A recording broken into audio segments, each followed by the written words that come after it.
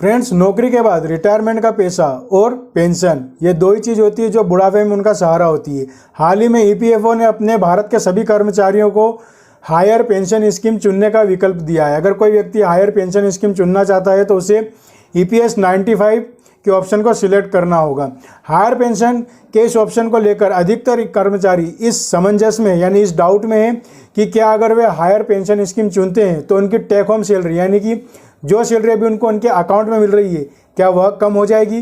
तो जी नहीं फ्रेंड्स, अगर आप हायर पेंशन स्कीम का ऑप्शन चुनते भी हैं तो अभी जो आपकी टेक होम सैलरी है यानी कि जो सैलरी अभी आपको आपके अकाउंट में आ रही है वह सैलरी आपको मिलती रहेगी। उस सैलरी में से किसी भी तरह कोई डिडक्शन यानी कि उसमें कोई भी कमी नहीं होगी।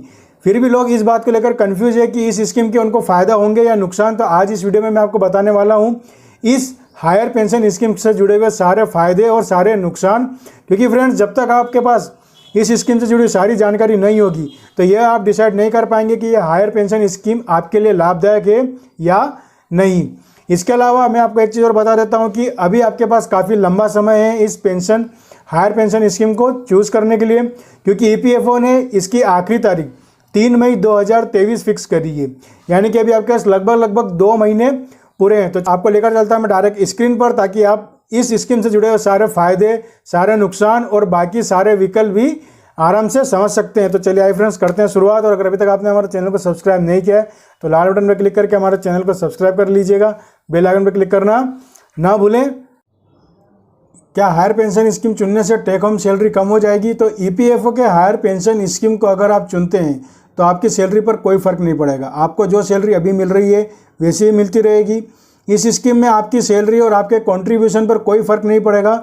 जो भी बदलाव हो रहा है वह आपकी कंपनी द्वारा किए जा रहे कंट्रीब्यूशन में ही देखने को मिलेगा। EPFO के हर मेंबर के 2 खाते होते हैं। पहला कर्मचारी भविष्य निधि जिसे EPF कहा जाता है और दूसरा खाता होता है कर्मचारी पेंशन योजना जिसे EPF कहा जाता है। कर्मचारी के बेसिक और DA टोटल मिलाकर जो सैलरी बनती है हर महीने 12% EPF में जाता है। वहीं नियोक्ता यानी कि कंपनी द्वारा भी उतनी ही रकम मिलाई जाती है, लेकिन नियोक्ता द्वारा किए जा रहे इस 12% के कंट्रीब्यूशन में 8.33 यानी 8.33% EPF खाते में जाता है। वहीं 3.67% EPF खाते में जाता है। यानी नए नियम के बाद आपकी सैलरी और आपके टेक होम सैलरी पर कोई फर्क नहीं पड़ने वाला है। अब बात करते हैं फ्रेंड्स कि पहले इसका क्या नियम था और अब क्या नियम बदलने वाला है। तो मौजूदा नियम के मुताबिक 15,000 रुपये बेसिक आय पर पेंशन का कैलकुलेशन किया जाता है। पेंशन योग्य इनकम की कैपिंग 15,000 रुपये प्रति महीना है। यानी आपकी सैलरी कितनी भी हो, पेंशन फंड में 15,000 का 8.33% ही जाएगा।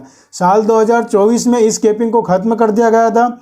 उसके बाद कर्मचारी की बेसिक सैलरी और DA को मिलाकर जो भी रकम बनती थी उसका 8.33% पेंशन फंड में कंट्रीब्यूट होता था और कर्मचारी की बेसिक और DA का 12% EPF में डाला जाता था। वहीं नियोक्ता के कंट्रीब्यूशन में से 8.33% EPS में और 8.37% EPF में डाला जाता है। अब सवाल यह है कि हायर पेंशन का विकल्प चुनने पर क्या बदलने वाला है। तो नए बदलाव के बाद कितनी भी बेसिक सैलरी हो उसका टोटल 8.33% आप EPS में डाल सकते हैं। पेंशन फंड में कंट्रीब्यूशन बढ़ेगा। साथ ही साथ बात करते हैं कि इससे कर्मचारी पर क्या असर पड़ने वाला है। तो हायर पेंशन स्कीम का असर आपके रिटायरमेंट फंड पर पड़ेगा। आप अगर हायर पेंशन स्कीम चुनते हैं तो रिटायरमेंट पर उनके खाते में